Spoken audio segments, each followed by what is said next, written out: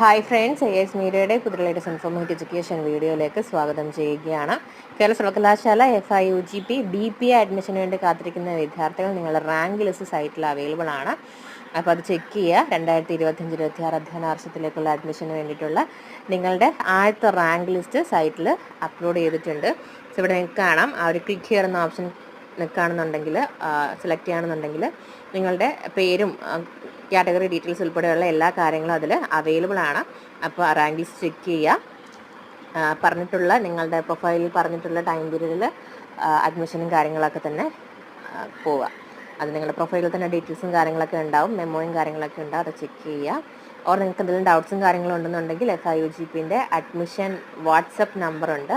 അത് നിങ്ങൾക്ക് നിങ്ങളുടെ ആ ഒരു പ്രോസ്പെക്ടസിൽ തന്നെ കാണാൻ സാധിക്കും, അല്ലെങ്കിൽ നോട്ടിഫിക്കേഷനിൽ ഇൻസ്ട്രക്ഷനകത്ത് കൊടുത്തിട്ടുണ്ടാവും. അപ്പോൾ അത് വെച്ചിട്ട് നിങ്ങൾക്ക് യൂണിവേഴ്സിറ്റിയിൽ വാട്സപ്പ് നമ്പറിൽ കോൺടാക്ട് ചെയ്ത് ഡൗട്ട്സും കാര്യങ്ങളും ക്ലിയർ ചെയ്യാവുന്നതാണ്.